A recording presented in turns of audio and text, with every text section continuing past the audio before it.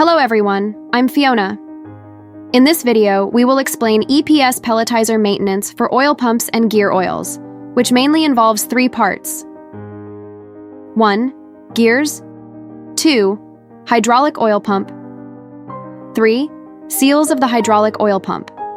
1. Gears. Under the white metal protective cover in the video, there is a set of gears. The Na220 gear oil needs to be replaced every 1,000 hours of operation of the granulator. 2. Hydraulic oil pump.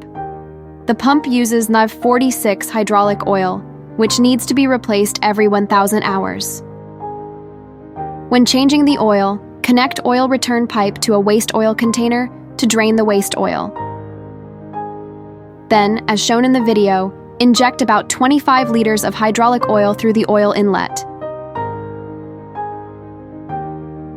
Every 1.5 years, loosen the 6 screws marked in the video to lift the entire oil pump.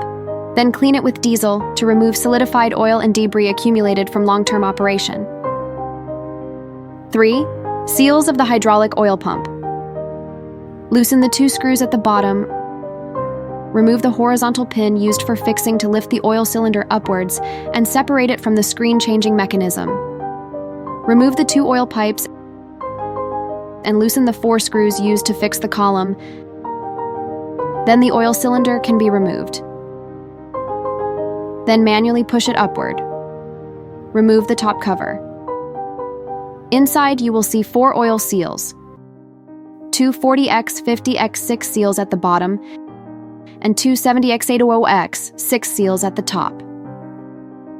For more information about the EPS machine and EPS mold, please contact us by email or mobile phone. We will be happy to answer your questions.